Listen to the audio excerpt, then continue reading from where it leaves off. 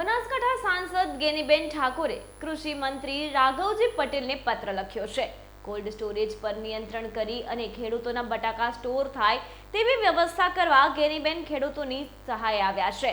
Cold સ્ટોરેજના સંચાલકો સંગ્રહખોરી કરી રહ્યા છે અને જેનું નુકસાન ખેડૂતોને થાય છે। કોલ્ડ સ્ટોરેજ માટે નીતિ નક્કી કરવામાં આવે અને 50% ખેડૂતો માટે સ્ટોરેજ અનામત કરવામાં આવે તેવી ગેનીબેન ઠાકોરે માંગ કરી છે।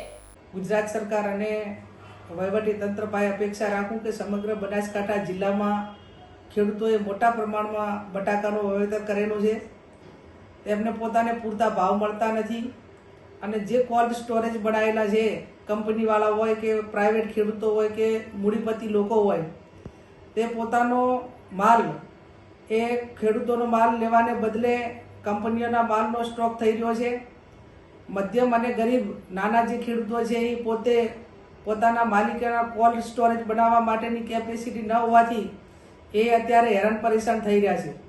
જ્યારે કેન્દ્ર સરકાર અને રાજ્ય સરકાર કોલ્ડ સ્ટોરેજ બનાવવા માટે સબસિડી આપે ત્યારે ખેડૂતોને ધ્યાનમાં લઈને ખેડૂતોના હિત માટે સબસિડી આપવામાં આવે છે, પણ વર્તમાન સમયની અંદર જે કંપનીઓ અને બહારના જે મોટા વેપારીઓ છે એ ક્યાંક ને ક્યાંક ખેડૂતોનું શોષણ કરી રહ્યા છે।